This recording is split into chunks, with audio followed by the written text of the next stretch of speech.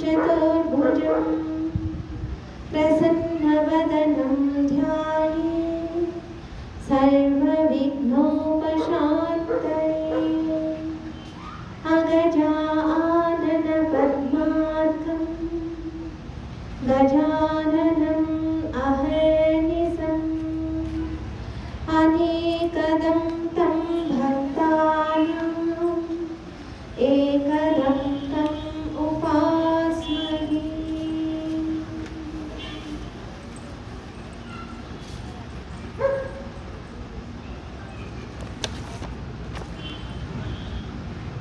వందనీయ మౌసీజీ రామ రచించిన పతిదర్శిని రామాయణం ఆధారంగా, అలాగే ఆదికవి వాల్మీకి మహర్షుల వారి రామాయణం ఆధారంగా పరమ పవిత్రమైన ఈ వసంత నవరాత్రుల్లో జరుగుతున్న ఈ రామాయణ సప్తాహ కార్యక్రమానికి రామభక్తులందరికీ మనసా వాచ కర్మణ వికరణ శుద్ధిగా సాదరంగా స్వాగతం తెలియజేస్తున్నాను.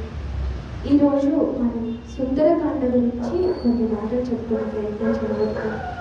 అయితే సుందరకాండను రామాయణానికి హృదయంగా చెప్తారు కదా. మొత్తం రామాయణం చదవలేకపోయినా సుందరకాండ ఒక్కటి చదువుకున్నా కూడా మొత్తం రామాయణం ఎసెన్స్, దాని యొక్క సారం ఏదైతే ఉందో అదంతా కూడా సుందరకాండలో ఉంది అని చెప్పాలి. అందరి రామాయణంలో పాత్రలు అందరి గొప్పదనం, రామాయణంలో ఉన్న పాత్రలలో ఎవరెవరైతే ఇబ్బంది కలిగించే వాళ్ళు ఉన్నారో వాళ్ళ గురించి, భవిష్యత్తులో జరగబోయే రామరావణ యుద్ధం గురించి, అన్నిటినీ గురించిన ప్రస్తావన మనకు సుందరకాండలో కనిపిస్తుంది. పెద్దలైతే 1 సంవత్సరం పాటు సుందరకాండ ప్రవచనం చేసినా కూడా రోజుకి 2-3 గంటలు చొప్పున ఇంకా మేము గంగా మాత దగ్గరికి వెళ్ళి ఒక బిందెడు తెచ్చుకున్నాము అంటారు. అలాంటిది దాదాపు 1 గంట సమయం ఉన్నట్టుంది నాకు. ఎంత వీలైతే అంత స్వామి పలికించినంత మేర కొంతమంది అద్భుతమైన వాక్యకారుల కీర్తనలు కూడా ఇంక్లూడ్ చేసి ఈరోజు వీలైనంతగా ఇప్పుడైతే నువ్వేం చెప్పావు సుందరకాండలో అంటే, నేను కాశీ వెళ్ళి గంగమ్మ ముందు నిలబడి ముట్టుకొని వచ్చాను అని చెప్పాల్సి వస్తుంది. అంత చాలా చాలా సూక్ష్మంగా చెప్పాల్సి వస్తుంది. కానీ నా వల్లైనంత ప్రయత్నం చేస్తాను. ముందుగా అర్హత సంపాదించుకోవడం కోసం శ్రీరామచంద్రుడి కీర్తన. వారధి గట్టిన వరభద్రాచల వరదా, వారధి గట్టిన వరభద్రాచల వరదా వరదా వరదా వరదా వరదా వరదాని దివ్య చరణములే నమ్మితే, నీ దివ్య చరణములే నమ్మితే, నీ దివ్య చరణములే నమ్మితే. ఆదిశేష నన్నరమరసేయకుమయ్యా, ఆదిశేష నన్నరమరసేయకుమయ్యా, అయ్యా అయ్యా అయ్యా అయ్యా అయ్యా, నీ దివ్య చరణములే నమ్మితే, నీ దివ్య చరణములే నమ్మితే. వనమున రాతిని వనితగా చేసిన, వనమున రాతిని వనితగా చేసిన చరణము, వనమున రాతిని వనితగా చేసిన చరణము, శరణము శరణము.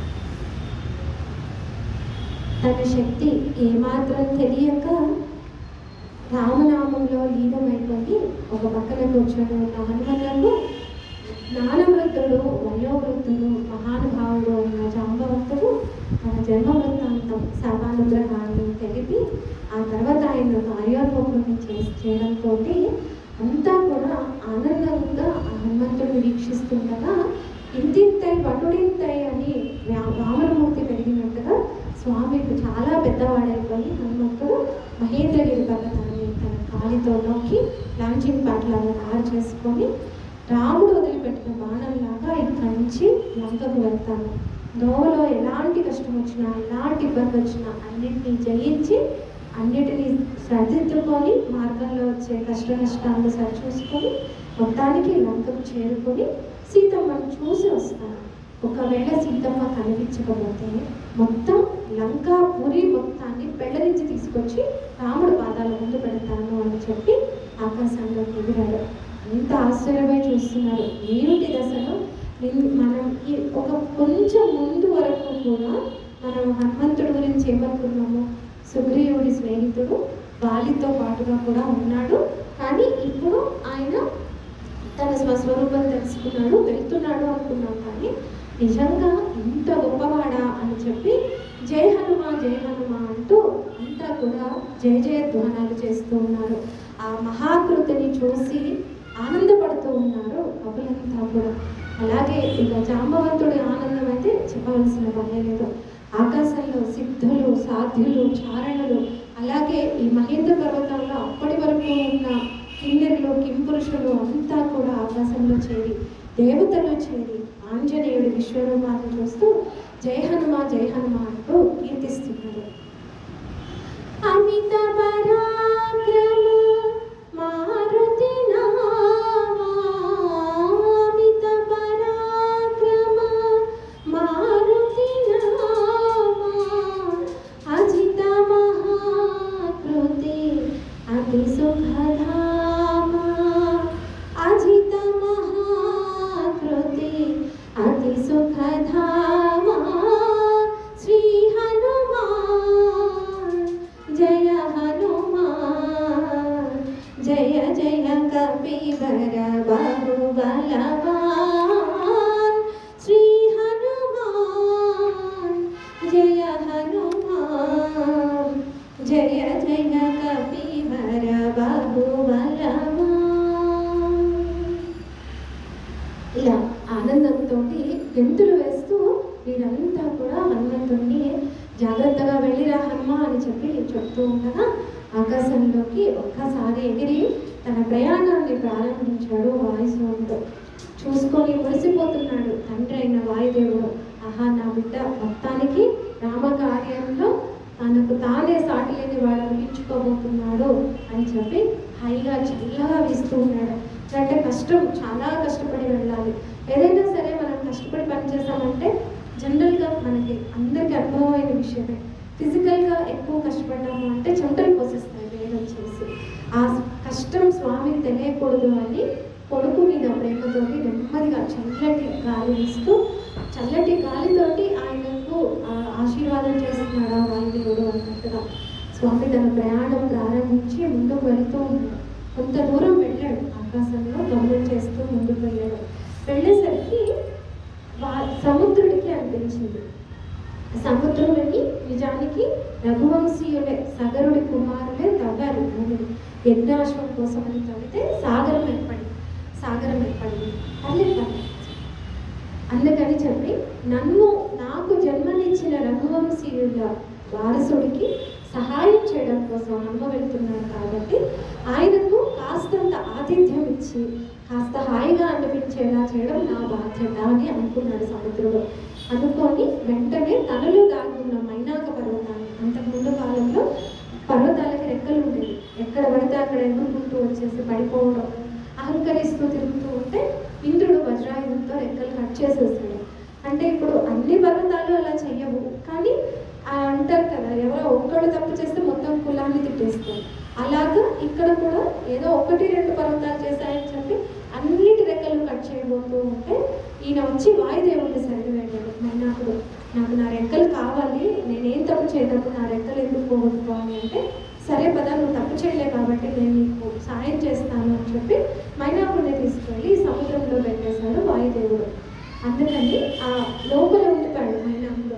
ఇప్పుడు మైనాకుడు కూడా అనుకున్నాడు, ఆహా నాకు సాయం చేసిన వాయుదేవుడు కొడుకు వస్తున్నాడు అంటే నాకు కూడా ఆత్మ బంధువు, ఎక్కడెక్కడి నుంచో మొత్తానికి ఒక్కొక్కరికి రామభక్తులంతా కలుసుకుంటున్నారు అనమాట. ఆయన కూడా సంతోషంగా ఒప్పుకొని బంగారంలాగా మెరిసిపోతున్న శిఖరాలతో ఉన్న మైనాకుడు సముద్రం నుంచి పైకి వస్తున్నాడు. దూరం నుంచి చూశాడు హనుమాన్, వీడెవడో రాక్షసుడు పైకి వస్తున్నాడు, నా రామకార్యంలో విఘ్నం కలిగించబోతున్నాడు అని అనిపించింది. అంతే, వజ్ర సదృశమైన తన ఎదురుతోటి కొట్టేశాడు. అలా వచ్చేసి తాకాడు అంతే గట్టిగా. మైనాకుడు కంపించిపోయాడు. ఒక క్షణం కంపించిపోయి, ఆహా ఇది కదా శక్తి అంటే, ఎంతైనా వాయుదేవుడి కొడుకు మరి ఎలా ఉంటుంది అనుకొని పురుష రూపం దాల్చి తన శిఖరం మీద నిలబడి, హనుమాన్ నేను నీకు శత్రువుని కాదు, ఇలా జరిగింది, మీ నాన్న నాకు ఇలా సాయం చేశాడు, అలాగే ఇప్పుడు నేను ఆశ్రయం పొందిన సముద్రం కూడా రఘువంశీయుల వల్ల వృద్ధి చెందిన వాడే, కాబట్టి మేమిద్దరం కలిసి నీకు ఆతిథ్యం ఇద్దామనుకున్నాము. ఇదిగో చూడు, నా దగ్గర బోలెడు పండ్లు ఉన్నాయి, మంచి పండ్లు ఉన్నాయి, మంచి చెట్లు ఉన్నాయి, ఎంతైనా వానరులు కదా, కాస్త పండ్లు తిని కాస్తంత సేద తీరి వెళ్ళు నాయన అంటే, నేను సేద తీరాలనుకోవడం లేదు, మీరు నాకు ఆతిథ్యం ఇవ్వాలనుకున్నారు, రాముడు వదిలిన బాణంలాగా వెళ్తానని చెప్పాను నేను, అంతేకాని ఆగుతానని అనలేదు, అలసట తీర్చుకుంటానని అనలేదు.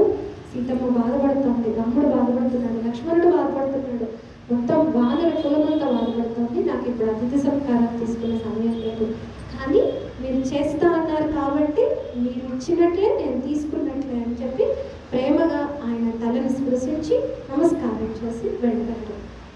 దీని గురించి పెద్దలు ఏమని చెప్తారు అని అంటే, మనలో సాత్విక, రాజసిక, తామసిక గుణాలు ఉంటాయి. నిజానికి ఒక్కసారి ఆలోచిస్తే మనం మన జీవితంలో ప్రతిరోజు ఈ ప్రయాణం చేస్తూనే ఉంటాం.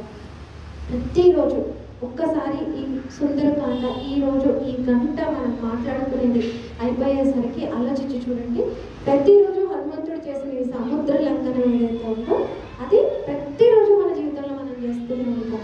మనమే హనుమంతుడు. నిజానికి మన ఆత్మశక్తి అయిన సీతమ్మను చూడటానికి మనం ఏదన్నా మంచి పని సాధించాలి అనుకుంటే వచ్చే విఘ్నాల్లో మొట్టమొదటి సాత్వికమైన ఇబ్బంది. అమ్మను, బిడ్డను, భర్తను, భార్యను ఎవరో ఒకళ్ళు ఉంటారు, బా ఏం చేస్తావులే కాసేపు పడుకో అంటారు, అయితే అప్పుడు కనుక పడుకోవడమో కూర్చోవడమో చేసామంటే ఇక పని కాదు, ముందుకు వెళ్ళదు. పిల్లలు చదువుకోవడాలి ఎగ్జామ్స్కి, కొంతమంది ఏమో టీ పెట్టించి మెలకు ఉండి చదువు అంటారు, కొంతమంది ఏమో గంట పడుకోనన్నా తర్వాత లేదు చదువుకో అంటారు, అయిపోయింది ఆ గంట కాస్త 4 గంటలు అవుతుంది, చదువు సాగదు. ముందే ప్లానింగ్ చేసుకోవాలి తప్ప అప్పుడు పడుకోవడానికి ఉండదు. ముందు ఎగిరి దూకి కెత్తి బాగా ఆడి వచ్చి నేను ఇప్పుడు నైట్ అవుట్ చేస్తా అంటే కుదరదు. కానీ ముందు ప్లానింగ్ చేసుకున్న వాళ్ళకి అవసరమైన సాయం చేయాలి తప్ప నువ్వు పడుకోలే అన్నారంటే సాత్వికమైన ఇబ్బంది అనమాట. దాన్ని దాటి లేదమ్మా నేను చదువుకుంటాను అని కనుక గట్టి కూర్చున్నా, లేదు నేను ఇవాళ రామాయణం ఇంత పార్ట్ నేను చదువుకోవాలనుకున్నాను, చదువుకున్నాకే పడుకుంటాను అని కనుక నా మనసులో నాకే దృఢ సంకల్పం, నా మనసు మళ్ళీ చెప్తూ ఉంటుంది బయట నుంచి, పడుకోలే రేపు చూసుకుంటున్నాను కాదు నేను పూర్తి చేసి పడుకుంటాను అని కనుక నేను అనగలిగాను అంటే హనుమంతుడు మొట్టమొదటి దాటిన సాత్వికమైన ఇబ్బందిని దాటేసినట్టే. సో మనలో ఉన్న హనుమంతుడిని ఇప్పుడు కంపారిజన్ చేసుకుంటూ అంటే ఒక కథలాగా చదవడము, లేకపోతే ఆయన దేవుళ్ళే ఆయన చేస్తానులే కాదు, మనం ఏం చేస్తున్నాము, మనలో ఉన్న హనుమంతుడిని మనం గుర్తించే ప్రయత్నం. మొట్టమొదట సాత్వికమైన ఇబ్బందిని దాటేసాడు, అయింది, వెళ్తున్నాడు మళ్ళీ.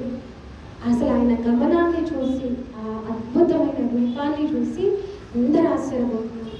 ఇంతలో దేవతలకు ఒక సందేహం వచ్చింది. ఈయన చూస్తేనేమో వానరుడు, సాధించాలి అనుకున్న పనేమో చాలా గొప్పది, మరి ఈయనకి ఫిజికల్గా ఎంత శక్తి ఉంది, శారీరకంగా ఎంత శక్తివంతుడు, ఎంతటి వీరుడు అన్న విషయం అర్థమే, మరి బుద్ధిశక్తి ఏమిటో కూడా చూడాలి కదా. కేవలము శారీరకమైన శక్తితోటే పనులు సాధించడానికి ఉండదు, బుద్ధిశక్తి కూడా కావాలి. మరి బుద్ధిశక్తి ఎంతో ఉంది చూడాలి కదా అని చెప్పనేసి దేవతలకు పరీక్ష పెట్టారు. సాత్వికం నుంచి రాజసికానికి వచ్చేసింది. ఇంకా ఇప్పుడు సురస అనే నాగమాతను తెచ్చి, అమ్మ నువ్వు వెళ్ళి కాస్త పిల్లాడిని టెస్ట్ చేయి. మరి 9th క్లాస్ నుంచి 10th క్లాస్కి వెళ్ళాలంటే 9th క్లాస్ పాస్ అవ్వాల్సిందే. టెస్ట్ పెట్టేశారు స్వామికి. నా సురస నాగమాత యక్షిణి రూపంలో, పెద్ద రాక్షసి రూపంలో వచ్చి అడ్డంగా నిల్చుంది. తల్లి, నేను రాముడి పని మీద వెళ్తున్నాను, నాకు అడ్డు రాకు, నన్ను దాటి ఎవరూ వెళ్ళలేరు, నా కంటబడ్డవాడు ఎవడైనా సరే నా కడుపులో ప్రవేశించాల్సిందే, నా పొట్టలోకి చేరకుండా ఎవరూ బయటికి వెళ్ళలేరు, ఇది నాకు బ్రహ్మదేవుడు ఇచ్చిన వరం అని కూర్చుంది సురసమాత. చూశాడు హనుమన్న, అర్థమైంది ఆయనకి ఈవిడెవరు, ఎందుకు వచ్చింది అనేది అర్థమైంది.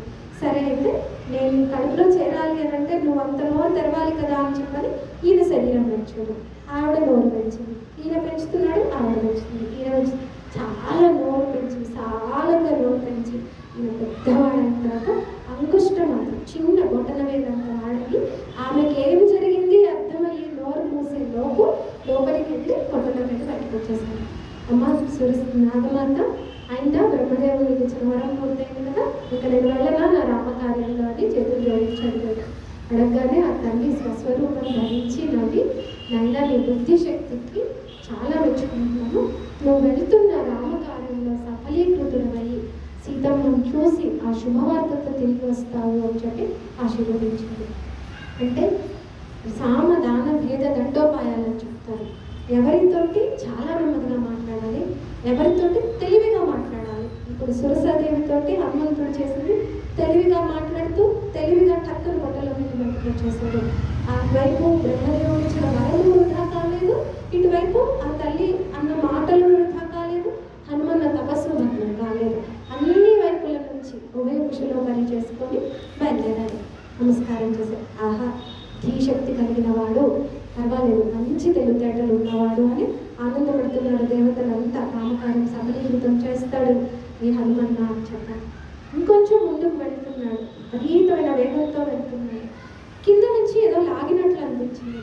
అదేమిటి ఇప్పటి వరకు వెళ్ళిపోతున్నాను, కింద నుంచి ఏం లాగుతోంది అని చెప్పి చూస్తే కింద నుంచి ఛాయాగ్రాహం నీడను పట్టి కిందకి లాగే రాక్షసి, సింహిక అనే పేరుతో ఉన్న రాక్షసి హనుమన్న నీడను పట్టి గుంజేస్తుంది.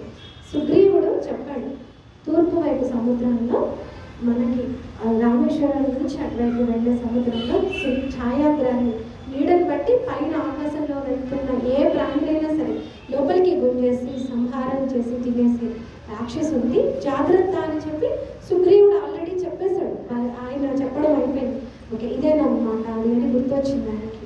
ఇప్పుడు ఈ రాక్షస శక్తి ఆయన దాటి వెళ్ళిపోగలడు. నిజానికి ఆయన ఏం చేయలేదు ఆయన తలుచుకుంటే, కానీ నేను వెళ్తాను సరే, మరి నా తర్వాత అందరికీ ఆ శక్తి ఉండొచ్చు, ఉండకపోవచ్చు. ఈ లోకకంటకురాలైన రాక్షసిని ఇక్కడే సంహరించేస్తే తర్వాత నా తర్వాత వచ్చే వాళ్ళకి ఇబ్బంది ఉండదు అని చెప్పి, అంటే ఎవరితో మంచిగా మాట్లాడాలి, ఎవరితో తెలివిగా మాట్లాడాలి, ఎవరిని సమూలంగా నాశనం చేసేయాలి. అందరికీ ఒకటే మంత్రం కాదు, అందరికీ ఒకటే పద్ధతి కూడా కాదు. ఎవరిని సంహరించాలో వారిని సంహరించాలి, ఎవరిని సంస్కరించాలో వారిని సంస్కరించాలి, ఎవరిని ఆదరించాలో వారిని ఆదరించాలి. కింద వెళ్ళాడు, సింహికను సంహరించేశాడు. దేవతలంతా పుష్పవృష్టి కురిపించారు. ఇంతకాలానికి హాయిగా తిరగలిగే అవకాశం దొరికింది అని. ఇలా రాజసిక, తామసిక, సాత్విక ఇబ్బందులను దాటుకొని ముందుకు వెళ్ళాడు అన్నమాట. ఈ రాజసిక ప్రవృత్తి, తామసిక ప్రవృత్తి ఎవరు అని అంటే, ఏదన్నా మంచి పని చేయాలి అంటే శ్రేయాంసి బహు విజ్ఞాని అని చెప్తారు మనకి పెద్దలు. ఏదన్నా ఒక్క మంచి పని తలపెట్టాము అని అంటే దాన్ని సాయం వచ్చేవాళ్ళు 10 మంది అయితే వెనుక నుంచి గుంజేవాళ్ళు 100 మంది ఉంటారు. చాలా రకాలు అనకూడని మాటలను ఇబ్బంది పెడతారు, చేయకూడని ప్రచారాలు చేసి ఇబ్బంది పెడతారు. అలాంటి వాళ్ళని పట్టించుకోకుండా అవసరమైతే కొంచెం గట్టిగా వాళ్ళకి ఇచ్చైనా సరే వాళ్ళ నోరు మూడించగలిగిన శక్తి రాజసిక, సాత్విక, రాజసిక, తామసిక ఇవన్నీ కూడా మన నిజ జీవితంలో జరుగుతూనే ఉంటాయి. మనం ఒక మంచి పని చేయాలి అనుకుంటే వీటన్నిటినీ దాటి ముందుకు వెళ్ళాల్సిందే. అలా హనుమన్న వీటన్నిటినీ దాటుకొని ముందుకు వెళ్ళడం. సాయంత్రం అయ్యేసరికి చేరుకున్నాడు, లంక పట్టణానికి అయితే చేరుకున్నాడు. దగ్గరలో ఉన్న పర్వతం మీద నిలబడి చూస్తున్నాడు. అసలు ఆ లంక ఏమిటి, ఆ వైభవం ఏమిటి చూస్తుంటేనే ఆశ్చర్యంగా ఉందన్నమాట. ఏంటి అసలు ఇంత అద్భుతమైన లంకాపురం, ఎటు చూసినా కూడా విపరీతమైన రాక్షస సంచారం, అంతా కూడా చాలా గొప్ప గొప్ప ఆయుధాలు పట్టుకుని వెరీ వెల్ ట్రైన్డ్, మామూలుగా కాదు, చాలా చాలా అద్భుతమైన ట్రైనింగ్ అయి ఉన్నారు. అక్కడ చిన్న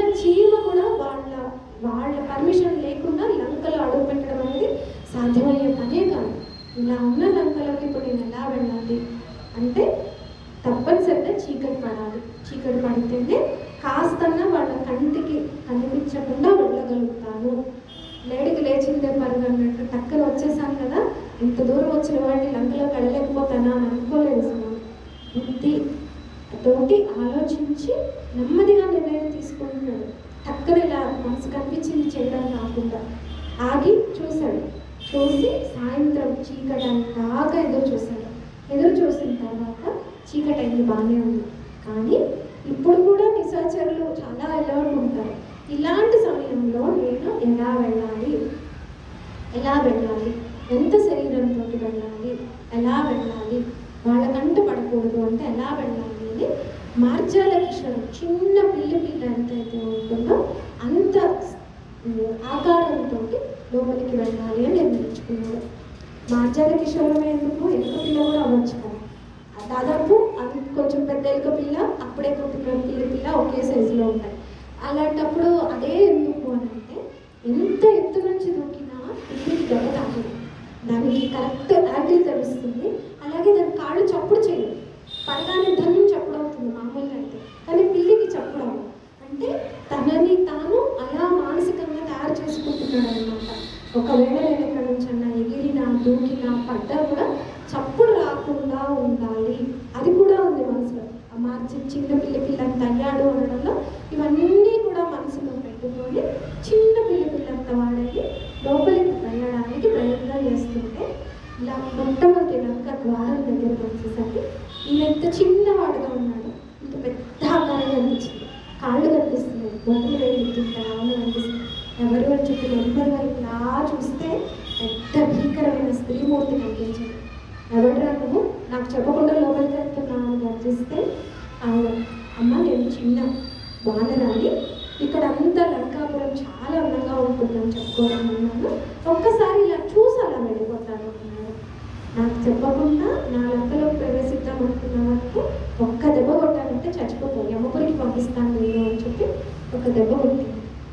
తట్టుకొని అవునా నేను కొడతాను ఇప్పుడు నిన్ను అని చెప్పి ఒకే ఒక్క దెబ్బ కొడితే వెంటనే మూర్చబడింది. లంకిని అనే పేరుతోటి ఆమె లంకాపురాన్ని కాపలి కాస్తున్న లంకాది దేవత. ఆ బ్రహ్మదేవుడు ఆ తర్వాత మూర్చబడి లేచిన తర్వాత నైనా వచ్చింది ఎవరో నాకు అర్థమైంది. రావణుడి వినాశనానికి హేతు ఒక కోతి అవుతాడు అని చెప్పి నన్ను ఎప్పుడైతే ఒక కోతి చేయిస్తాడో ఆ క్షణమే రావణుడి వినాశనానికి బీజం పడుతుంది అని చెప్పి నాకు నా పూర్వజన్మలో చేసుకున్న పాపం కారణంగా నేను ఇక్కడ పడి ఉంటే నాకు శాప విమోచనం ఎప్పుడు అని బ్రహ్మదేవుడు అయితే చెప్పారు. ఇక నువ్వు స్వేచ్ఛగా వెళ్ళు, నేను ఆపే శక్తి లేదు లంకలో అని చెప్పి పంపించాడు. శత్రువుల కోటలోకి అడుగు పెడుతున్నాడు కాబట్టి ఎడమ కాలం ముందు పెట్టేసి నెమ్మదిగా లోపలికి అడుగు పెట్టాడు. అడుగు పెట్టి అలా నెమ్మదిగా వాళ్ళ కనిపించకుండా నీడలు ఉన్న చోటు నుంచి నెమ్మదిగా వెళ్తున్నాడు. ఆ వెళుతూ ఉంటే స్వామి ఇక్కడ ఒక అద్భుతమైన విషయాన్ని వాల్మీకి మహర్షి గారు ఎంతగానో ప్రస్తావించారు. నేను ఇందాక అన్నాను, మంచి పని చేయాలి అని కోరుకుంటే ఎంతోమంది దానికి వెనక్కి లాగే వాళ్ళు, కష్టపెట్టే వాళ్ళు ఉంటారు, సాయం చేసేవాళ్ళు కొద్దిమందే ఉంటారు. ఆ సాయం చేసేవాళ్ళు ఎవరు సాయం చేస్తారు, ఆ విషయాన్ని కూడా మహానుభావులు ఎంతో అందంగా ప్రస్తావించారు. ఇప్పుడు ఇక్కడ హనుమంతుడికి సాయం చేయాలని ఎవరనుకున్నారు అని అంటే అప్పటి వరకు ఆ మిణుకు అంటూ ప్రకాశిస్తున్నాడు చంద్రుడు. హనుమంతుడు ఎప్పుడైతే సీతాన్వేషణ కోసం వచ్చాడు అన్న సంగతి ఆయనకు అర్థమైందో చక్కగా వెలుగులిగా మొదలు పెట్టాడు. హనుమంతుడు అంతా చక్కగా కనిపించేలాగా. ఎందుకు అని అంటే సీతమ్మ సాక్షాత్తు శ్రీ మహాలక్ష్మి, ఆమెతో పాటుగా పుట్టినవాడు చంద్రుడు. అంటే తన తోబుట్టువుని వెతకడానికి వచ్చిన హనుమన్నకు, ఆచార్య పురుషుడైన హనుమన్నకు సాయం చేయడం కోసం ఒకవైపు చంద్రుడి కిరణాలు చల్లదనాన్ని ఇస్తాయి, టెన్షన్గా తిరుగుతున్న మనిషికి హాయిగా ఉంటుంది. రెండోది చక్కగా కనిపిస్తుంది. తన తోబుట్టువుకి సాయం చేయడానికి వచ్చిన హనుమన్నకు హాయిగా అన్నీ కనిపించేలాగా, అదే సమయంలో మానసికంగా శారీరకంగా కూడా ఉల్లాసంగా ఉండేలాగా చక్కగా ప్రసాదించాడు చంద్రుడు అని చెప్పి. సంధ్యకాడ పుట్టినటి ఛాయల పంట. సాయంత్రం పూట పుడతాడు చంద్రమా మనసో జాతః అని చల్లటి చంద్రుడి వెన్నెలలో మనసు చాలా రకాలుగా మంచి విషయాల వైపు కూడా వెళ్తుంది. ఎంతసేపటికి సినిమా పాటలను ఏమేమో చూపిస్తారు, కానీ అదేం కాదు. ఆయుర్వేద వైద్యులు అయితే చాలా మందులు తీసుకొచ్చి పునర్వేదంలో పెడతారు. అవి అమృత కిరణాలు, అవి తీసుకొని చాలా రకాల అనారోగ్యాలు పోగొట్టే శక్తిని ఇంకా ఇంకా వాటిల్లో పెరుగుతుంది అని చెప్పేసి.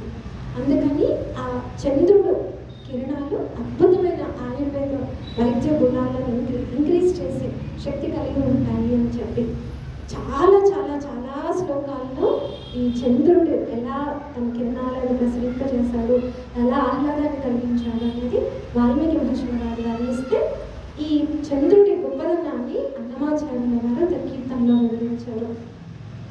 సంధ్యకాడ పుట్టినట్టి ఛాయల పంట, సంధ్యకాడ పుట్టినట్టి ఛాయల పంట, ఎంత చందమాయ చూడరమ్మ చందమామ పంట. సంధ్యకాడ పుట్టినట్టి ఛాయల పంట, సంధ్యకాడ పుట్టినట్టి ఛాయల పంట. బహుశా సీతాన్వేషణలో అంతగా సాయం చేశాడనేమో. కృతజ్ఞతతోటి శ్రీరామచంద్రుడు కలియుగంలో కూడా మనమంతా కూడా రేపు శ్రీరామనవమికి కళ్యాణం చేసుకుంటాం. మధ్యాహ్నం 12ంటికి సూర్యుడు మధ్యందిన మార్తాండుడుగా ఉన్నప్పుడు మరి నేను చూడొద్దా స్వామి నీ కళ్యాణం అని చంద్రుడు అడిగితే, ఒంటిమిట్టలో తన కళ్యాణం పౌర్ణమి రోజున చంద్రుడు పూర్తి కళలతో ప్రకాశించే సమయానికి కళ్యాణం చేసుకొని ఆయన చూస్తుండగా కళ్యాణం చేసుకొని మరి అనుగ్రహించాడు స్వామి. పౌర్వస్మిన్ సాంప్రదాయంలోకి మృగవాన్ కష్టవీర్యవాన్ అంటూ ప్రారంభంలో వాల్మీకి మహర్షుల వారికి నారదుడు వివరించిన గుణాలలో కృతజ్ఞవాన్ అని ఒక మాట వస్తుంది. అంటే చాలా కృతజ్ఞత కలిగిన వాడెవరు. ఇక్కడ సీతాన్వేషణలో హనుమంతుకు సాయం చేసినందుకు చంద్రుడికి అంత అదృష్టం పట్టింది. ఆ చంద్రుడి వెలుగుల్లో ఆయన తిరుగుతూ చూస్తూ ఉన్నారు. లంకాపురి ఎలా కట్టారు, ఎంత అద్భుతంగా కట్టారు, రాక్షసులు ఎలా ఉన్నారు, సౌధాలు ఎలా ఉన్నాయి, అసలు అక్కడ వంటలు ఏమిటి, అక్కడ ఉన్న రాక్షసుల కీర్తనలు ఏమిటి, బ్రాహ్మణోత్తములు ఎలా వేదాలు చదువుతున్నారు, యజ్ఞశాలలు ఏమిటి చూసి ఆశ్చర్యపోతున్నారు. అసలు రావణుడి వైభవం ఏంటి, ఆ బంగారం ఏంటి, ఆ ఇదేమిటి, అసలు ఏంటిది ఇంత పెట్టుకొని ఇంకా అక్కడ వాల్మీకి మహర్షి గారు వర్ణిస్తారు. అమ్మాయిల అందం అయితే చెప్పక్కర్లేదు. ఇంతమంది సౌందర్యరాశులు పెట్టుకొని సీతమ్మ కోసం వచ్చాడా, లేనిపోని తను లంపటం వెతుకు పెట్టుకొని కష్టపడుతున్నాడు అనుకున్నాడు. వెతుకుతాడు ఎక్కడ దొరకలేదు. చివరికి రావణంతపురాన్ని చేరుకొని వెతుకుతూ ఉంటే చూడలేని స్థితిలో ఉన్న అమ్మాయిని కూడా చూసి చాలా బాధపడతాడు. అయ్యో నాకేమిటి ఈ పరిస్థితి ఏమిటి అని చెప్పని. కానీ నా రాముడి కార్యం కోసం చూస్తున్నాను తప్ప మరి సీతను స్త్రీలలో వెతకాలి, కానీ పోయి రాళ్ళు రమ్మల్లో ఎక్కడ కూర్చుందని వెతకలేదు కదా. నా మనసులో ఎలాంటి పాపం లేదు కాబట్టి మరేం పర్వాలేదు అనుకొని మళ్ళీ తనకు తానే సర్ది చెప్పుకోండి. అంటే ఒక్కొక్కసారి జీవితంలో ఎలా ఉంటుందంటే కొన్ని డెసిషన్స్ తీసుకునేటప్పుడు, లేదు ఏదైనా పని ఎగ్జిక్యూట్ చేసేటప్పుడు నాకు ఎవరన్నా కొంచెం సాయం చేస్తే బాగుండు, మాట సాయం చేస్తే బాగుండు, లేకపోతే గైడెన్స్ ఇస్తే బాగుండు అని అందరికీ అనిపిస్తుంది. ఏదో ఒక పడతాను, కానీ ఎవరు ఉండరు ఆ టైంకి చెప్పడానికి, ఎవరు ఉండరు. అలాంటప్పుడు మంచో చెడు నేనే చేసుకుంటాను అని చెప్పి మనమే సర్ది చెప్పుకుంటాం. అంతేగాని పని అయితే వదిలేయకూడదు కదా. అలాగా తనకు తానే సర్ది చెప్పుకొని రావణ అంతఃపురంలో వెళ్ళి చూస్తే ఒక శయ్య మీద అద్భుతమైన సౌందర్య రాసి నిద్రపోతుంది. ఆమె చూసి సీతమ్మని చూస్తానంటున్నాడు. అటెక్కాడు ఇటెక్కాడు, అటు దూకాడు ఇటు దూకాడు, తోకని ముద్దు పెట్టుకున్నాడు, పల్లి పిలిచాడు, అచ్చగా కోతిలాగా ప్రవర్తించాడు. తర్వాత ఒక్కసారి అదేంటి సీతమ్మ ఇక్కడ ఇంత రాజభోగాలు అనుభవిస్తూ ఉంటుందా, రాముడి దగ్గర ఉండాల్సిన సీతమ్మ రావణుడి అంతఃపురంలో అతని బెడ్రూమ్లో ఇంత హాయిగా పడుకొని ఉంటుందా, తప్పు కదా అనుకొని మళ్ళీ తనని తానే సరి చేసుకొని ఆ పక్కన ఉన్న రావణుడిని చూసి ఆశ్చర్యపోతాడు. నిరపరాశి ఎలా మోసేస్తే ఎలా ఉంటుందో మెల్లగా విపరీతమైన దేవదానవ యుద్ధాలు చేసి వాళ్ళని జయించి వీళ్ళని జయించి వాళ్ళ ఖడ్గ ప్రహారాలు, వీళ్ళ పరిసర ప్రహారాలు, గాయాలు నానిగా కూడా మచ్చలు మిగిలిపోతాయి. అలా మచ్చలతోటి అరివీర భయంకరమైన తేజోమయమైన మూర్తి, నిజానికి చాలా గొప్ప తేజస్సు. అసలు ఆ తేజస్సు చూసి శివభక్తుడు త్రికాల సంధ్యావందనం చేసేవాడు, మహాశివభక్తుడు. అసలు ఆయన వీణ వాయిస్తే లోకం మొత్తం అలా నోటించుకొని వినాల్సిందే. గొప్ప సంస్కృత పండితుడు, చాలా గొప్ప సంగీత విద్వాంసుడు, మహాశివభక్తుడు, వేదాంగాల్లో అవకాశం పడినవాడు. కానీ ఒక్క చెడ్డగుణం అన్నీ కనిపించకుండా చేసింది. కానీ ఆ తేజస్సు చూసి, విపరీతమైన తేజస్సు చూసి ఆశ్చర్యపోతాడు హనుమాన్. సరే కానీ అని చెప్పి మళ్ళీ వెతికాడు. ఎక్కడ ఎంతకీ రావణుడు వైభవం కనిపిస్తుంది కానీ సీతమ్మ కనిపించడం లేదు. ఇక ఎంత బాధ వచ్చేసిందో హనుమాన్కి, నా వల్ల కాదు, సీతమ్మని ఎక్కడ పెట్టాడో తెలియట్లేదు, నేను తిరిగి వెళ్తే ఏమని చెప్పాలి? నేను వెళ్ళి సీత నాకు కనిపించలేదు అని చెప్తాను. మొట్టమొదట రాముడు చచ్చిపోతాడు. రాముడు చచ్చిపోగానే లక్ష్మణుడు చచ్చిపోతాడు. వెంటనే గుండాకి సుగ్రీవుడు చచ్చిపోతాడు. అంగదుడు పోతాడు, వీడు పోతాడు, వాడు పోతాడు. మొత్తం కపివంశం నాశనం అయిపోతుంది. ఇదంతటికీ నేనే కారణం ఉంటాను కాబట్టి నేను ఒక్కడిని వెళ్ళకుండా నేనే అయితే ఇక్కడ రాజపోయే సన్యాసి ప్రాణాలు వదులుతాను. లేదు, నా ప్రాణం పోయిందాక అలా ఉంటాను ఇక్కడే, కానీ నేను మాత్రం వెళ్ళను అంటున్నాడు. అంటే ఏదన్నా మంచి పని సాధించాలి, ప్రాణం పెట్టి ఆ పని చేస్తున్నాం, కానీ ఆ పని సఫలీకృతం అవ్వడం లేదు. మనం చేసే పని మనం చేసినా కూడా దైవానుగ్రహం లేకపోతే ఆ పని సఫలీకృతం అవ్వదు. కానీ ఇప్పుడు హనుమన్న చలించిపోతున్నాడు. ఎందుకంటే నా పనేదో నాదే అయితే పర్వాలేదు, నా వెనక ఇంకా చాలా మంది ఉన్నారు, వాళ్ళ పరిస్థితి ఏమిటి? నేను వెళ్ళి అసలు ఏం చెప్పాను, సీతమ్మని చూడకుండా ఎలా వెళ్ళను అని చెప్పి అప్పుడు కన్నీళ్ళు వచ్చేస్తుంది స్వామికి. లాభం లేదు, నాకు మరణమే సరైన అనుకున్నాను. మళ్ళీ అంతలోనే అయ్యో ఎంత నీరసపడిపోతున్నానా నేను అని మళ్ళీ దానికి సమాధానం చెప్పుకొని ఒక్క క్షణం ఆలోచించాడు. నేను వెతుకుతున్నాను అనుకుంటే సీతమ్మ కనిపించదు. ఇక్కడ అహంకార పరిత్యాగం అనేది ఉంటే తప్ప భగవంతుడి దర్శనం కాదు. నేను చూస్తున్నాను, నేను చేస్తున్నాను, నేను ఇంతటి వాడిని, నేను అంతటి వాడిని అనుకుంటే భగవంతుడు కనిపించడు. నేను భగవంతుడి చేతిలో ఉపకరణాన్ని అనుకున్న వారికి మాత్రమే భగవద్ దర్శనం అవుతుంది. అందుకని రాముడికి జయం కలగాలి, లక్ష్మణుడికి జయం కలగాలి, ఇంకా తస్యై నమోస్తు జనకాత్మజాయే అంటారు. సీతమ్మకు నమస్కారం అనో, లేకపోతే దశరథుడి కోడలికి నమస్కారం అనో, రాముడి భార్యకు నమస్కారం అనో అనొచ్చు కదా. అదేమీ కాకుండా తస్యై నమోస్తు జనకాత్మజాయే అన్నాడు. జనకుడికి కూతురుగా తనంతటి తాను పుట్టింది. జనకుడికి తనంతటి తాను కనిపించాలి అనుకొని కనిపించింది. అంతేగాని ఈయన వెళ్ళి నాకు ఇక్కడ బిడ్డ దొరుకుతుంది అని వెతకలేదు. అంటే ఇప్పుడు కూడా తల్లి నువ్వు నాకు కనిపించాలి అనుకుంటే కనిపిస్తావు, అంతేగాని నేను వెతికితే కాదు, ఇక నీ ఇష్టం, నీ బిడ్డకి నువ్వు కనిపిస్తావా కనిపించావా నీ ఇష్టం అని చెప్పి నమస్కారం చేసుకున్నాడు. మనసు కుదుటపరుచుకున్నాడు, తల్లికి నమస్కారం చేసుకున్నాడు, రామచంద్రుడికి నమస్కారం చేశాడు.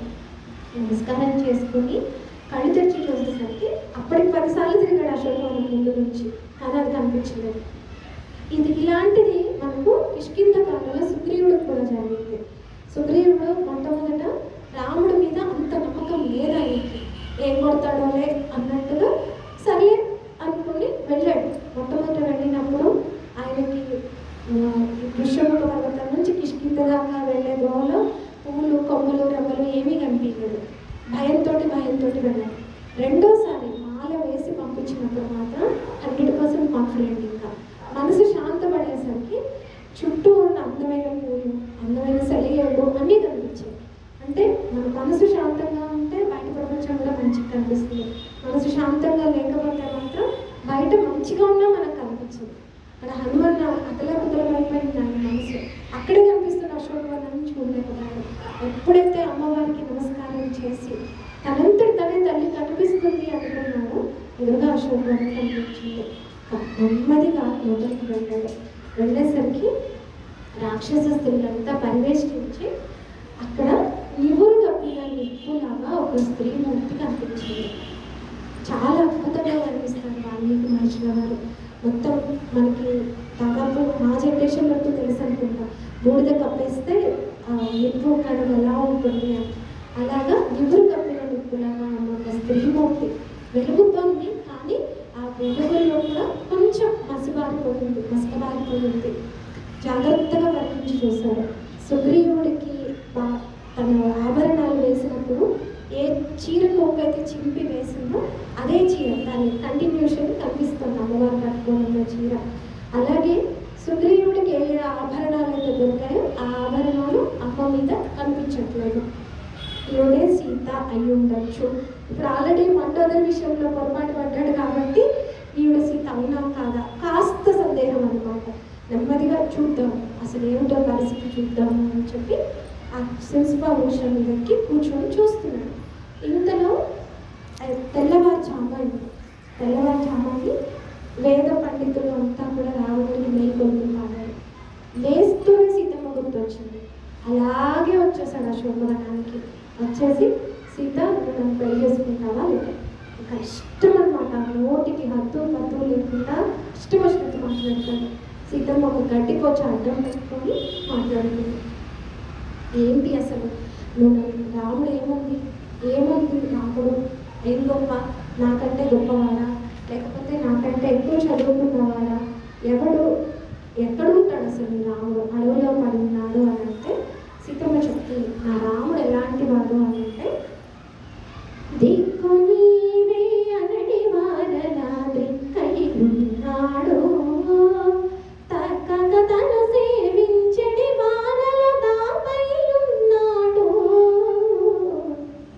ఎక్కడ చూచిన మన శ్రీరాముడు ఎదురుగా ఉన్నాడు మ్రొక్కెడి వారల మ్రొక్కులు గైకొని మురియుచున్నాడు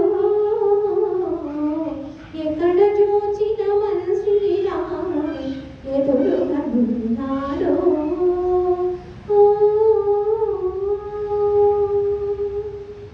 నీకు కనిపించడం లేదు కానీ నాకు బ్రహ్మాండం మొత్తం రాముడే కనిపిస్తున్నాడు, నా రాముడే కనిపిస్తున్నాడు అని అంటే ఆయన చాలా కోపం వచ్చి వెంటనే కర్వాలను చూసి ఖండించుకుంటాడు సీతమ్మ. అలా కాదు కానీ పదాలు చెప్పాలి. పక్కనున్న భార్య ఆయన తీసుకొని వెళ్తాడు. మీరు ఎట్లయినా సరే ఆమెను ఒప్పించండి లేకపోతే తినేసేయండి అని చెప్పి పక్కనున్న రాక్షస స్త్రీలకు చెప్పి రావణుడు వెళ్తాడు. ఇక వాళ్ళ డ్యూటీ పాపం వాళ్ళు మాత్రం ఏం చేస్తారు, నువ్వు రావణుడిని పెళ్లి చేసుకోవా, నువ్వు పెద్ద అందగత్తం అనుకుంటున్నావా, నేను తినేస్తాను వచ్చేస్తాను ఇచ్చేస్తాను అని చెప్పి చాలా సతాయిస్తుంటే అప్పటి వరకు నిద్రపోతూ ఉన్న హిరిజట అనే రాక్షసు అంతా లేచి కూర్చొని ఆయన ఏడిపించకండి, నాకు ఇప్పుడే కళ వచ్చింది, రాముడు లక్ష్మణుడు ఒక కోతి కూడా వచ్చాడు ఇక్కడికి, ఆ కోతి మొత్తం లంకా నగరాన్ని దహనం చేసేసింది, ఈవిడితో ఏదో మాట్లాడింది, అలాగే రావణుడు కుంభకర్ణుడు ఇంద్రజిత్తు అంతా కూడా యుద్ధంలో మరణించి నరకానికి వెళ్తుంటే వివిధ వాహనాల మీద నరకానికి వెళ్ళిపోతున్నారు. బాడీ అంతా నూనె పూసేసుకొని అది అయిపోయి చాలా వర్ణిస్తారు అంత. కాబట్టి మీరు ఈమె జోలికి వెళ్ళకండి, ఇంకా గట్టిగా మాట్లాడితే ఆవిడ సరడు వేయండి అంతేగాని ఆవిడ జోలికి పోకండి అని చెప్పి చెప్తుంది. అమ్మో ఎందుకు వచ్చిన గొడవ అంటే వాళ్ళు మాట్లాడతారు. కానీ సీతమ్మ మాత్రం పాపం అంత రాముడి గురించి దూషణలు అలాగే ఇంతమంది రాక్షసి స్త్రీల గోళ భరించలేకపోయింది సీతమ్మ క్షణంలో. అంటే ఒక్కొక్క బలహీనమైన క్షణం మనసు మీద సంబడ పడుకున్నాగా దెబ్బ మీద దెబ్బ పడుతూ ఉంటే ఎందుకు వచ్చిన వెదవ జీవితం చచ్చిపోతే అయిపోతుంది అని. చాలా మందికి రోజులో 24 గంటల్లో 2400 సార్లు అనిపిస్తుంది, చాలా మందికి అనిపిస్తుంది. ఏదో ఒకటి బాధ లేని మనిషి అంటూ ఎవ్వరు ఉంటాడు. సీతమ్మ ఇంతకాలంగా 10 నెలల బట్టి రావణుడి చెరలో ఉంది. రాముడి గురించి ఒక మాట పలుకులు చెప్పేవాడు లేదు. అదిసేపటికి తన ఒక్కతే అనుకుంటాను తట్టుకోలేకపోయింది, చచ్చిపోవాలి అనుకుంది. నేను చచ్చిపోతే నాకు ఈ గొడవ వదిలిపోతుంది అనుకుంటాను. ఆమె అప్పుడున్న పరిస్థితులు ఎలా ఉందంటే చచ్చిపోదామంటే ఏం చేస్తే చచ్చిపోతున్నామో తెలియని పరిస్థితిలో ఉంది. ఏమీ లేదు, పొడుచుకుందామంటే ఒక కత్తి లేదు, ఏమైనా చేద్దామంటే ఏమైనా మింగుదామంటే విషయమూ లేదు, ఇచ్చేవాడు లేడు, పలకరించేవాడు లేదు. ఇక లాభం లేదని చెప్పి పొడవాటి కేశవాసని తల్లిది అందమైన కదలిదని జుట్టుతోటి మెడకు ఉరికోసుకొని చచ్చిపోదాం అనుకుంటాం. అమ్మ పరిస్థితి పైనుంచి చూస్తున్నాడు హనుమన్న. అసలు అర్థమైపోయింది ఈవిడ సీత అన్న సంగతి అప్పటికే అర్థమైంది. కళ్ళంట నీళ్ళు వస్తూ ఉన్నాయి.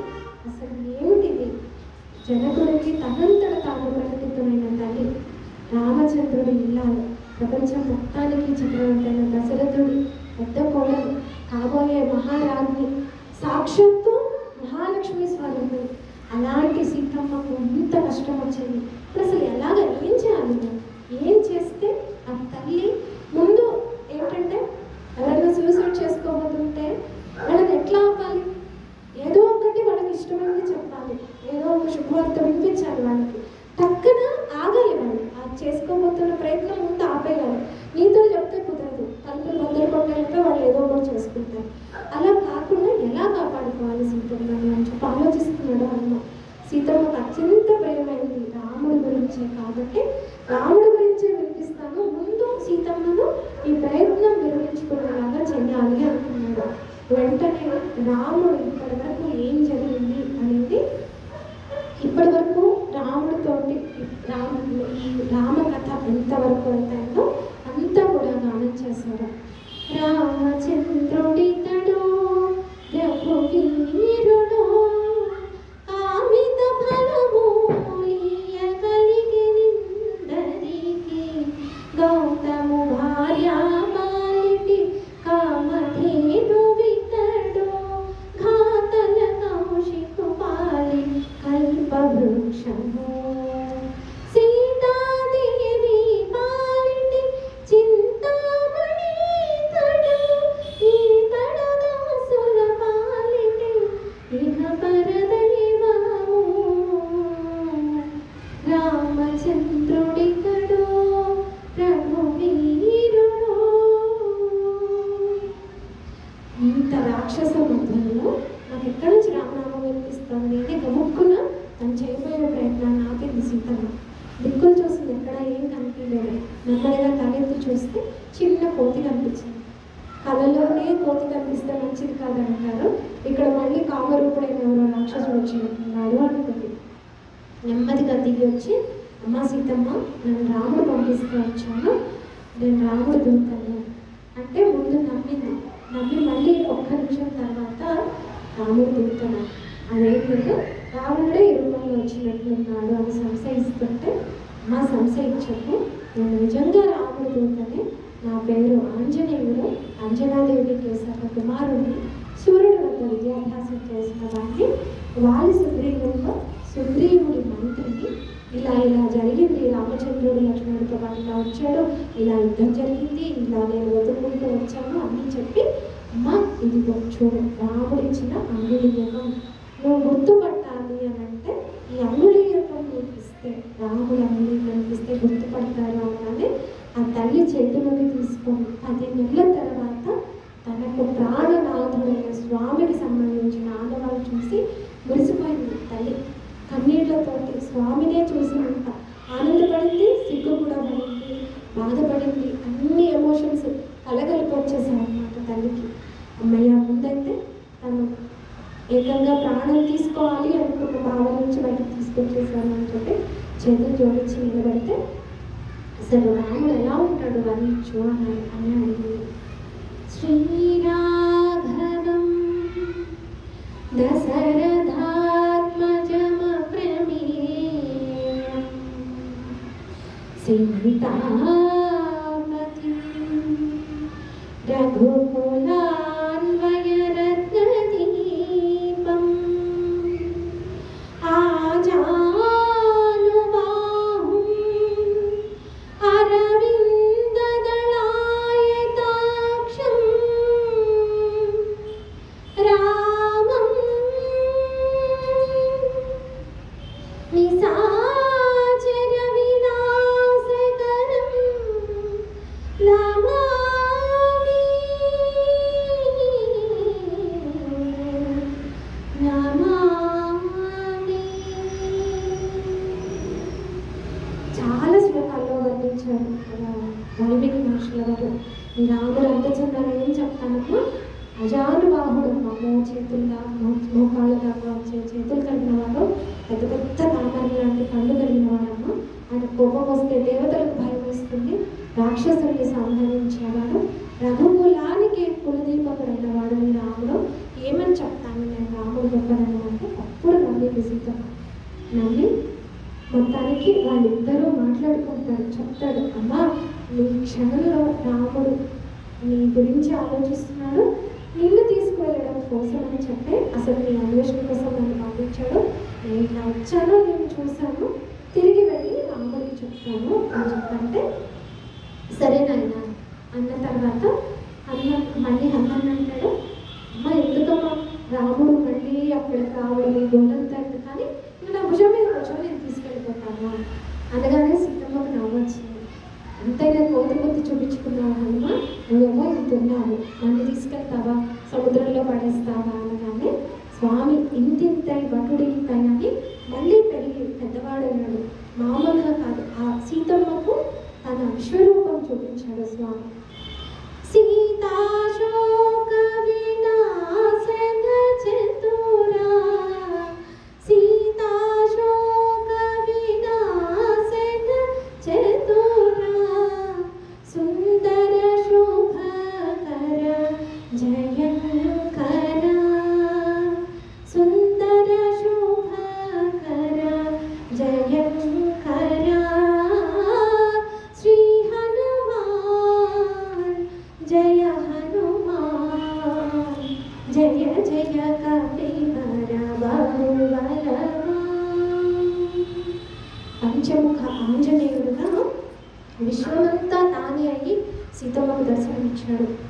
గరుడ క్రోడ నృసింహ హయాస్య, గరుడ క్రోడ నృసింహ హయాస్య, హరిముఖ బహుముఖ పంచముఖ, హరిముఖ బహుముఖ పంచముఖ,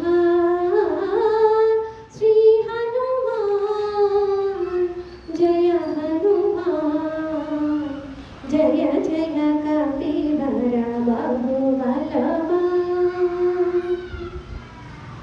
సీతమ్మకు పూర్తిగా నమ్మకం కలిగింది. సరే నాయన, కానీ నీ రూపం చూసావంటే ఇంకా మిగతా అందరు చూసారంటే నేను గొడవ మళ్ళీ ఉపసంహరించి చిన్నవాడు కా తండ్రి అని అంటే మళ్ళీ చిన్న పిల్ల అంటారు. అయిన తర్వాత అమ్మ ఆకలేస్తుంది, ఇంక ఇప్పటి వరకు ఆకలి తప్పిదని తెలియలేదు. మనకు కూడా ఇంట్లో ఏదైనా పెళ్ళి వెళ్ళాంటూ ఉన్నాయంటే తెగ తిరిగేస్తారు ఆకలి తప్పి తెలియకుండా. అవగానే ఎక్కడ వాళ్ళకి అడ్డం పడతారు. ఇంకా ఏ దొరికితే అది గబుక్కులు రోడ్లు వేసేసుకొని పండగల మీదనే తింటూ ఒకటి దొరుకుతాలి, లేకపోతే చెయ్యి తింటుగా పెట్టేసుకొని పడుకుంటూ ఉంటారు. ఈయనకి ఇప్పటివరకు ఆకలి తప్పిక తెలియలేదు. సీతమ్మ చూసేసరికి నాకు ఆకలి వేస్తుంది, కొన్ని పండ్లు తింటాను, సరేనైనా తిన్నా అని చెప్పాను. దొరికింది అవకాశం. అంటే ఇప్పటి వరకు మొట్టమొదటి ఉద్దేశం సీతమ్మను చూడటం, అది నెరవేరింది. కార్యసాధకుడు అయిన వాడు మిగతా పనులు కూడా చక్కబెట్టుకోవాలి. సింగడు అద్దరికి వెళ్ళాడు వచ్చాడు అన్నట్టు కాదు. నేను ఇక్కడి నుంచి వెళ్ళానంటే సీతమ్మను చూసి అమ్మ క్షేమం చెప్పడంతో పాటుగా ఇక్కడ లంక గురించి కూడా చెప్పాలి, రాక్షసుల శక్తి ఏంటో గ్రహించాలి అంటున్నాడు. వెంటనే తిన్నది పనులు తిన్నాడు, బొమ్మలు విరగొట్టాడు, అది నాశనం చేశాడు, ఇది నాశనం చేశాడు. రాక్షసులు యుద్ధాన్ని కొడుగొడతాడు. ఒకరి తర్వాత ఒకళ్ళు రాక్షసులు వచ్చారు. అక్షకుమారుడితో సహా అందరినీ సంహరించేశాడు. అప్పుడు ఇంద్రజిత్ వచ్చాడు.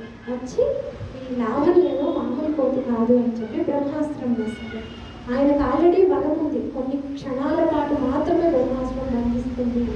ఆ అస్త్రానికి గౌరవిస్తూ కట్టుబెడతాడు. ఇంతలో ఈ రాక్షసుల అత్యుత్సాహంతో మిగిలిపోయిన బట్టలన్నీ తీసుకొచ్చి ఆయన కట్టేశారు. తాళ్లతోటి బట్టలతోటి బ్రహ్మాస్త్ర బంధం పూర్తిగా మిగిలిపోయింది. అయినా కూడా అసలు రావణుడి సభ ఎలా ఉంటుంది, రావణుడి ఊటి చూద్దామని చెప్పేసి ఆ దానికే కట్టుబడ్డట్టు వెళ్ళాడు. వెళ్తే అక్కడ విపరీతంగా గేడి చేస్తాడు. హనుమాన్ గేడి చేసి ఎవరు ఆ రాముడు, ఒక రాజ్యం లేదు ఏమీ లేదు, భిక్షలను పట్టుకొని తిరుగుతున్నాడు, అడవిలో తిరుగుతున్నాడు, అలాంటి రాముడు ఒక రాజు, మళ్ళీ నువ్వు ఆయనకి దూత, మేము నిన్ను చూసి భయపడాలా అని చెప్పి ఇష్టం వచ్చినట్టు గేడి చేస్తాడు. విభీషణుడు వారిస్తుంటాడు, ఎవ్వరూ వినిపించుకోరు. మొత్తానికి నా రాముడే గొప్ప అని చెప్పి హనుమన్న తెగేసి చెప్పేసరికి కోపం వస్తుంది లక్ష్మణుడికి. లంకాధిపతి కోపం వచ్చి సంహరించేసేయండి అంటాడు. సంహరించేసేయమంటే విభీషణుడు మళ్ళీ అడ్డం పడతాడు. దూతని సంహరించడం అనేది రాజు చేయవలసిన పని కాదు, రాజధర్మం కాదు. కాబట్టి అంగవికలునే చేయొచ్చు అట్ ద మోస్ట్ అంతే అని చెప్పాను. కోతికి ఇష్టమైనది దాని తోకే, కాబట్టి తోకకి నిప్పెట్టండి, కాలిపోయిన తోకతోటి వీడు వెళ్తే అక్కడ వాళ్ళకు కూడా బుద్ధి వస్తుంది అని చెప్పగానే ఇంకా రాక్షసులు వెళ్ళారు. ఇంట్లో ఉన్న పాత బట్టలన్నీ తీసుకొచ్చి తోక చుట్టి నిప్పు పెట్టేశారు. ఈ సంగతి సీతమ్మకు తెలిసింది. హనుమన్న తోకకి నిప్పు పెట్టాడు ఆ సంగతి సీతమ్మకు తెలిసి అగ్నిదేవుడికి చేతులు జోడించి శీతో భవ అని చెప్పి అడిగింది తల్లి. హనుమన్నకు వేడి తగలనివ్వకు, నువ్వు కాలుతున్నా కూడా హనుమన్నకు వేడి తగలనివ్వకు. ఇక్కడ హనుమంతుడికి అర్థమైంది, ఇంత మండుతోంది కానీ నాకు చల్లగా అనిపిస్తుంది అంటే సీతమ్మ కోరుకుందనమాట. ఓకే, అయితే నెక్స్ట్ ఏంటి, తర్వాత ఏం చేయాలి మేము అనుకొని పంపించింది హనుమన్నని. హనుమన్న సాక్షాత్తు రుద్రుడు. ఏమని చెప్పి పంపించాడు రామన్న? సీతమ్మను చూసిరా, లంకలో సీతమ్మ ఎప్పుడుగా చూసిరా, లంకను చూసిరా అన్నాడు. రుద్రుడిని చూసిరా అంటే మూడో కంటిలో చిచ్చున్న వాడిని చూసిరా అంటే ఏం చేసి వస్తాడు? ఆయన మూడో కంటి తెలుస్తాడు, కాలు చూస్తాడు. ఇప్పుడు ఇది నేను లంకను కాల్చి వెళ్ళాలి అని చెప్పని మొత్తం లంకని భస్మీపట్లం చేస్తాడు. అంతటా అనిపించేస్తాడు, ఎవరికి దొరకని కూడా దొరకదు. ఆ వెళ్తూ శనీశ్వరుడు ఉన్న దాన్ని బంధించేస్తాడు. శని దోషం పడితే కష్టం అని చెప్పింది లంకాధిపతి. ఆయన్ని కూడా బంధవిముక్తులు చేయడంతో శనీశ్వరుడు దృష్టి సోకింది నాకు. ఆయన వెళ్ళిపోతాడు తన లోకానికి.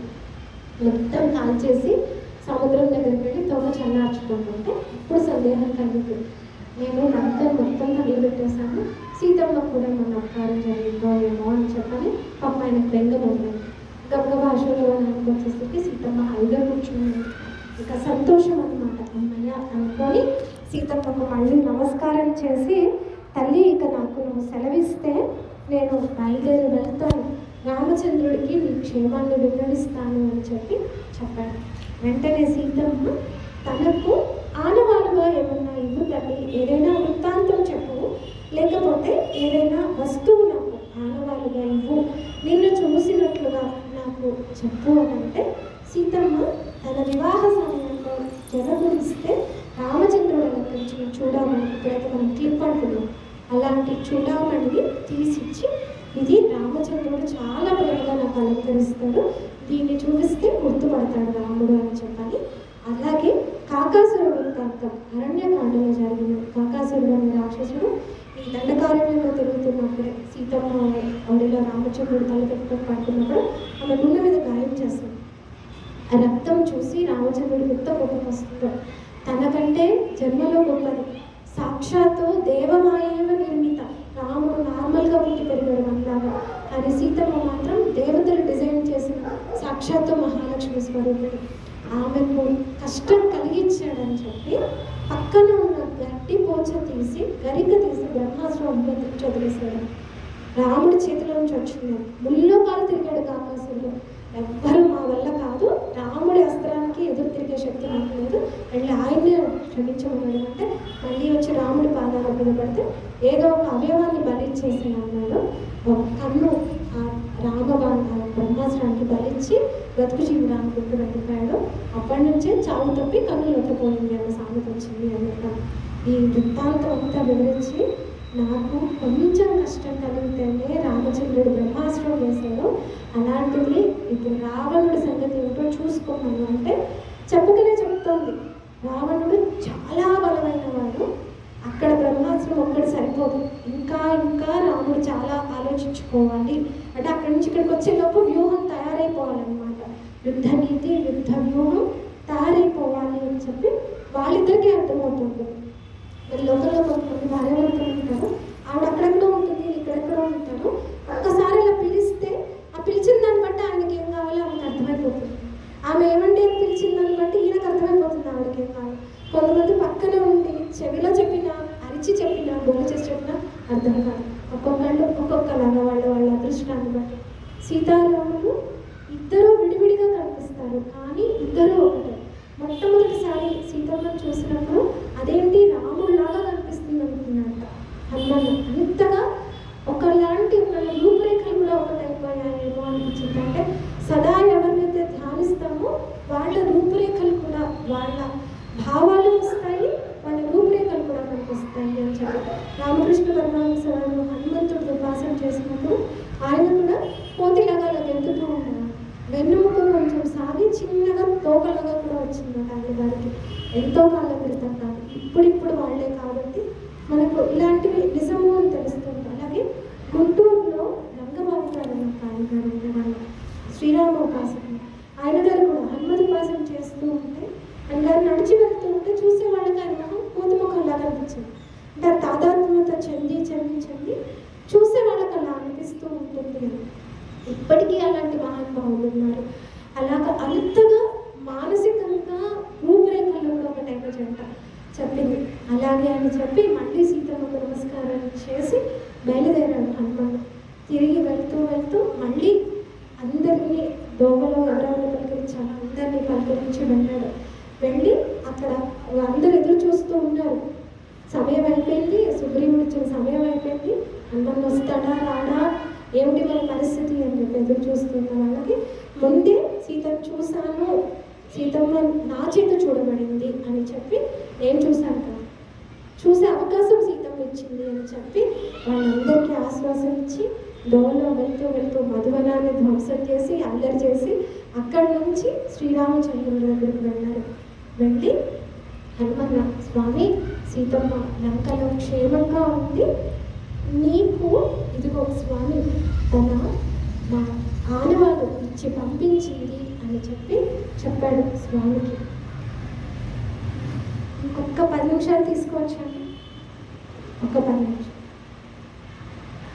ఇదే శిరసు మాణిక్యమిచ్చి పంపే నీకు, ఇదే శిరసు మాణిక్యమిచ్చి పంపే నీకు, నాకే అదనిడిగి తెచ్చి తిని అవధరించవయ్యా, ఇదే శిరసు మాణిక్యమిచ్చి పంపే నీకు. జాగ్రత్తగా తెచ్చాను రామన్న, తన శిరసు మాణిక్యం తల్లి నీకు ఇచ్చి పంపించింది.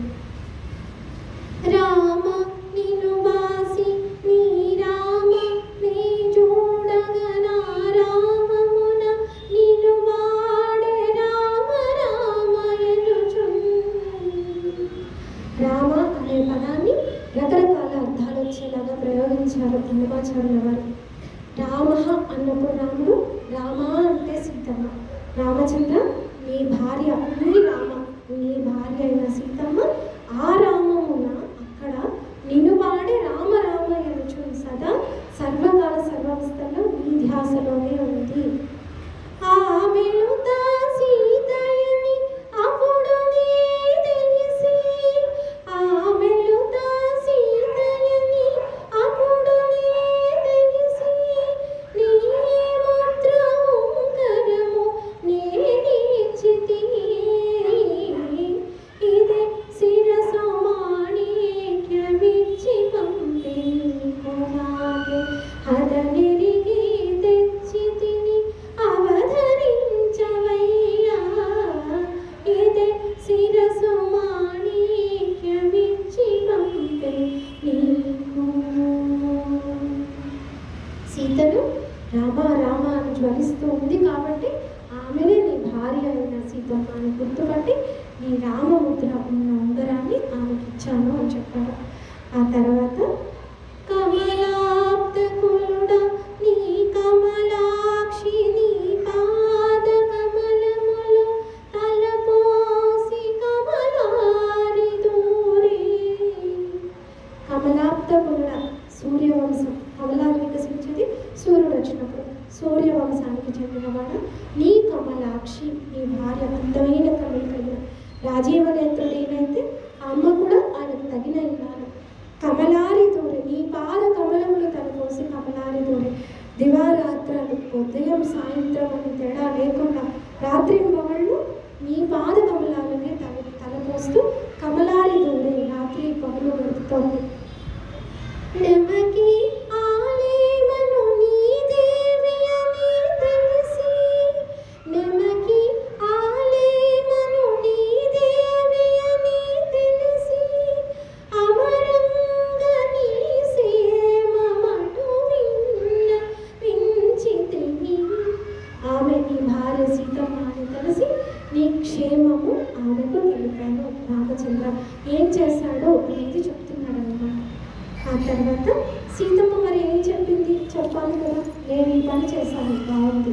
మరి సీతమ్మ ఏం చెప్పింది అంటే, దశరథాత్మజ నీవు దశ శిరుని జంపి ఆ దశనున్న చెలిగావు దశ దిశలో పొగడావు. దశరథుడికి ఆత్మజుడు కుమారుడైన నువ్వు దశకంఠుడైన రావణుని చంపి ఈ దుర్దశలో ఉన్న నీ చెలిని కాపాడి దశ దిశలో పొగడా. అలా రావణ సంహారం చేసి నన్ను కాపాడడం ద్వారా నువ్వు ప్రఖ్యాతి పొందు అని చెప్పిందయ్యా సీతమ్మ అని చెప్పి. దశరథాత్మజ నీవు దశ శిరుని జంపి ఆ దశనున్న చెలిగావు దశ దిశలో పొగడా. రసికుడ శ్రీ వెంకట రఘువీరుడా నీవు శశిముఖి చేకొంటివి చక్కనాయ పనులు ఇది శిరసు మాణిక్యమిచ్చి పంపే నీకు నాకే అదనిడికి తెచ్చి తిని అవతరించవయ్యా ఇది శిరసు మాణిక్యమిచ్చి పంపే నీకు. అన్నమాచార్యుల వారు తానే ఆ క్షణంలో హనుమన్నయ్యారేమో వారిరువురి సంవాదాన్ని కూడా ఇలా ఒక అద్భుతమైన కీర్తనలో అందించారు.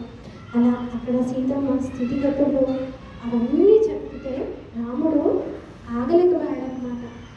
హనుమ ఇంత ఉపకారం చేసిన నీకు ఒక బహుమానం ఇవ్వాలి అంటే అసలు ఏది ఇచ్చినా తక్కువే అనిపిస్తుంది, అంతా ఇదే అని చెప్పి చాలా ప్రేమగా ఆలింగనం చేసుకుంటాడు. ఆ రాముడి స్పర్శ అందడమే చాలా అదృష్టం అని కొన్న గోరు తాకితే అదృష్టం అనుకుంటే రాముడు ఆనందంగా ఆలింగనం చేసుకున్నాడు అని అంటే ఆ హనుమన్న భాగ్యం ఏమనాలి. సుగ్రీవాంగద వందిత పాద సుగ్రీవాంగద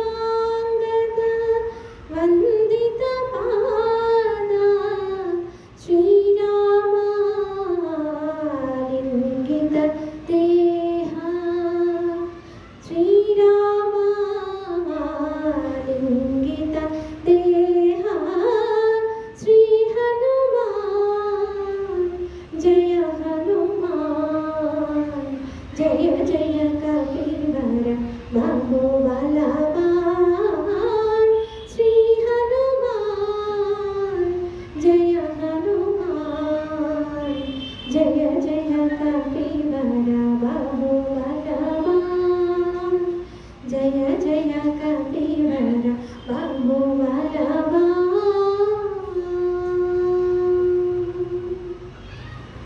ఇలా రామకార్యంలో తన వంతు పాత్రను నిర్వహించి తాను శ్రీరాముడి చేతిలో వదిలిపెట్టబడిన బాణం అని చెప్పుకొని శ్రీరామదూతగా మహానుభావుడై యశస్సు పొందాడు మన హనుమన్న.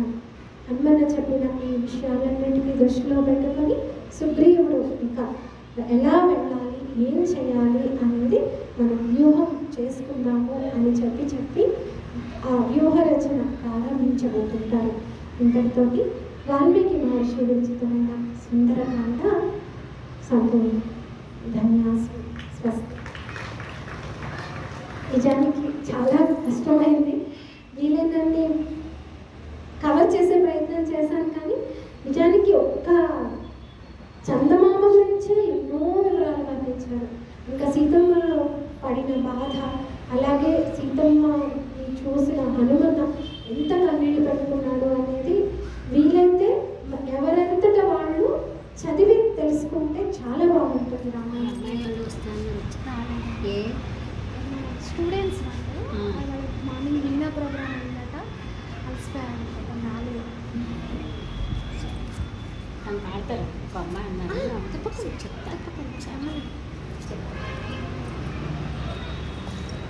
నాకు ఇంతటి చక్కటి అవకాశాన్ని ఇచ్చి ఇంతసేపు ఓపికగా కూర్చొని ఉన్న ప్రతి ఒక్కరికి త్రికరణ శుద్ధిగా మనసావాచ ధన్యవాదాలు.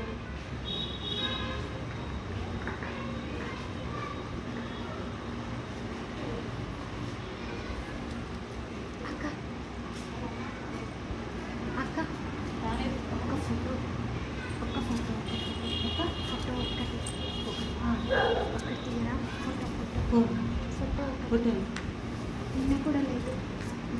ఎవరో ఒకళ్ళు ఇక్కడ తీసి నాకు పంపించుకుని చెప్పారు.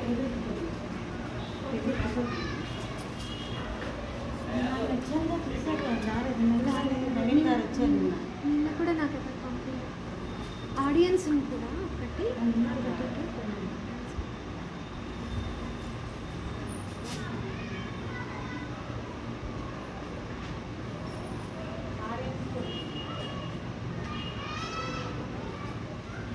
ఆడియన్స్ని కూడా ఒకటి తీయరా అక్క వాళ్ళకి పంపించాలి.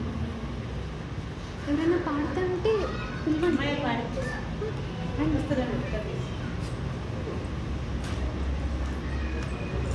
తన పేరేంటండి? పేరేంటి? అఖిల.